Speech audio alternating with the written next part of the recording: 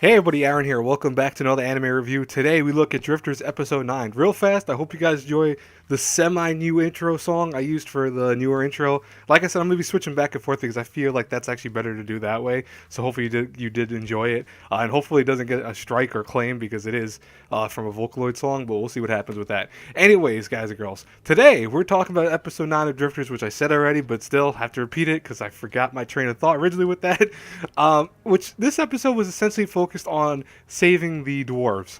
And so this whole thing was a siege invasion episode where that's all they do in this episode. For the majority of it, they are. I'm sorry, feedback by the way. They just invade the place. I mean, they go all out. We see them throwing what's left of a lot of the stuff they use, which was the manure and all that stuff, and they throw it at them and are using that as kind of like explosive devices and stuff like that, which is actually causing the enemy to go like, what the hell, what's going on? They're all frantic because it's a surprise attack for the most part. They didn't see this coming. Toya leads the elves into like battle, and I love some of their faces because they've really never gone into super battle per se, so they really have not had the faces of a war or anything like that. And you can see them screaming and trying to kind of mimic Toya and trying to mimic how he acts and how he reacts to everything. So that was kind of funny, and I really do enjoy that moment.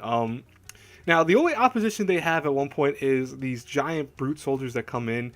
I'm gonna show them right now, where these things are like huge armored troops, but Toya and Nasu take care of them for the most part, and Toya is able to like just fly around them and start hacking away at them. Natsu is doing the same thing, and meanwhile they're still just going in and kind of just invading the place. They find though that they are having problems getting in through the front door essentially because it's just there are so many troops that are coming out from the woodwork that they're trying to figure out like, what do we do? What's our plan of action? Luckily, the mages are nearby and actually do something kind of cool, which I actually thought this was probably one of the cooler scenes of this whole thing. They shoot these little like darts to talismans with the arrows. Excuse me, that's what it is. And when they hit the wall, they create these steps for them, so they're actually able to infiltrate the place by climbing the stairs to it, which was actually really cool. I really enjoy that scene. And really, I don't want to say that's a climax of it because they're able to get in, but what's really cool about the sequence is we see some comedy stuff. It was really, that's probably unnecessary. I'm not using any of the scenes from the comedy stuff.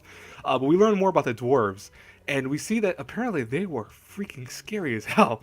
Like at their prime, apparently, they are really tough and really strong, beastly type warriors and are able to do a lot of things with their hands, of course. I think they're really going off the traditional sense of the dwarves, like it's not making them per se super midget size, but more so strength and kind of endurance. But what's funny is they don't show what the dwarves currently look like. We find out that dwarves have been left malnourished and kind of just in dire straits, and they've saved them, but at the same time they get the opposition, the other army, to surrender, and Toya's like, okay, you guys left these guys almost dead completely, and we're not, they weren't too happy about that. Like Toya and the rest of the elves weren't too happy. Really more so the elves, I think, are still trying to figure out, are they okay with the dwarves in general. But as we saw, they're apparently trying to feed them and give them food and shelter and stuff like that.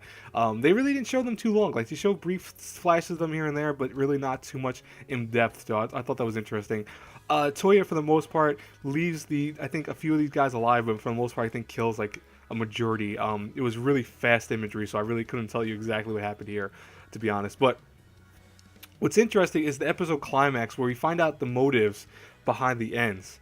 I thought this was very interesting, where he apparently is doing something similar to what almost Oda wants in a way, but in the sense of he wants to control everything by having monsters take in place of the humans that are currently in this world. So it's like the same thing as Oda, but the only difference is Oda wants to give power to individuals. The Ends wants to give it to these new creatures, like these hybrid creatures that he's been talking about and we've been seeing so often. So that's very interesting. I wonder if maybe the End is actually, or the Black Hand is actually maybe something else. Like maybe he's not human, maybe he actually is a creature himself. Anyways, guys and girls, I hope you enjoyed this review. As always, if you did, please hit the like button, subscribe to the channel. You know the whole nine. I will talk to you guys later. Have a great, blessed day, everyone. Bye-bye.